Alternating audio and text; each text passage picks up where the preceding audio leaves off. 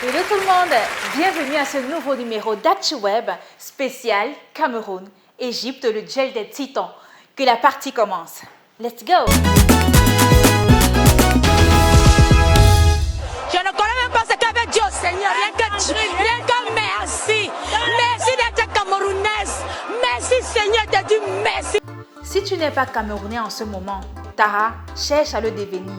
Les Lions ont frappé fort face à la Gambie en se qualifiant pour les demi-finales de la CAN Total Energy 2021 grâce à un doublé de Karl Toko et Kambi Chou. Le Cameroun dévore les Scorpions et accède ainsi au dernier carré de sa compétition. Une joie immense pour les supporters qui n'ont pas manqué d'exprimer leur joie. Pour la première fois depuis le début de la compétition, les Lions ont été impériaux dans tous les domaines, techniques, tactiques, y compris la discipline.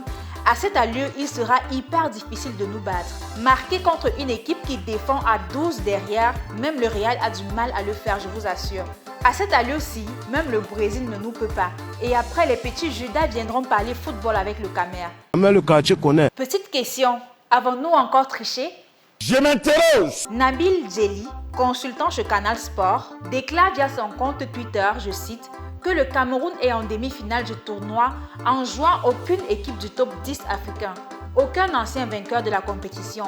Parcours sur mesure. Ah? Pourquoi? Il faut bien que quelqu'un réponde à ce type. Et en plus, il n'est pas le seul à s'attaquer ainsi au pays de Roger Mila. Certains disent que le Cameroun qui est favorite pour cette CAN, le Cameroun n'a pas encore joué la Tunisie, n'a pas encore joué l'Algérie, Nigeria, la Côte d'Ivoire, elle a joué que des équipes de moitié de tableau, si on peut dire. Est-ce que l'Algérie a joué contre le Cameroun? Non. Est-ce que la Tunisie a joué contre le Cameroun? Non. Mais il fallait que ces pays-là viennent jouer contre le Cameroun. Là, ils allaient comprendre les douleurs. Et si cette réponse n'est pas toujours très claire, voici celle du coach de la Gambie qui dit, selon Journal du Cameroun sur Twitter, qu'il n'a éprouvé aucun regret d'avoir été éliminé par une équipe qui a toutes les qualités pour être champion d'Afrique. Oui. Le Cameroun va donc affronter en demi-finale de la Coupe d'Afrique des Nations l'Égypte ce jeudi 3 février. Et ce sera la 26e rencontre entre ces deux pays avec un total de 25 matchs disputés, dont 7 victoires pour l'équipe du Cameroun et 13 pour l'Égypte avec 5 matchs nuls. Depuis l'annonce officielle de la rencontre Cameroun-Égypte, il y a un peu trop d'agitation partout. Ça commence avec la belle famille alias Judas qui dit que la République égyptienne de Côte d'Ivoire va affronter le Cameroun en demi-finale. Jusqu'à se moquer que quand tu apprends que l'Égypte joue contre l'Égypte à la CAN. Et voilà également Mohamed Salah qui nous prévient qu'il ne rentrera pas en Égypte sans le trophée de la CAN, nous dit Fairplay Entertainment sur Facebook. En passant, Eneo officiel demande comment expliquer à Salah qu'en fait la chanson de Lady Ponce n'est pas vraiment sa chanson. Cet internaute nous dit que Salah ne veut rien entendre, qu'il a essayé de lui dire ça aujourd'hui et il n'était pas avec lui. Il dit qu'il va rentrer avec le trophée et Lady Ponce en Égypte et elle sera sa deuxième femme. Eh oui. Ça parle, ça parle. Le matin, l'Égypte va vous gagner. À midi, l'Égypte va vous gagner. Mais est-ce qu'ils savent même que jusqu'ici, c'est le Cameroun qui a les 2 meilleurs buteurs de cette CAN? Selon CFoot sur Twitter, Vincent Aboubakar, actuel meilleur buteur, a inscrit autant de buts que toute l'équipe de la Côte d'Ivoire.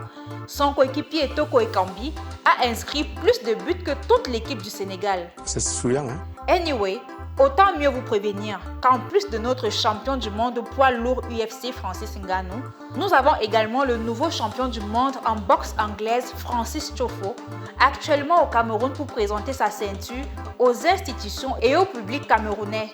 Oui, c'est une histoire de Francis. Que la personne, que la force dérange un peu, vient récupérer notre trophée. Et en passant... 2, 3, 4, 5. On va ajouter, oui. Et ça sera tout en douceur, comme le son Mangambé sophistiqué de X Malia. Pour chercher mon mari gigolo.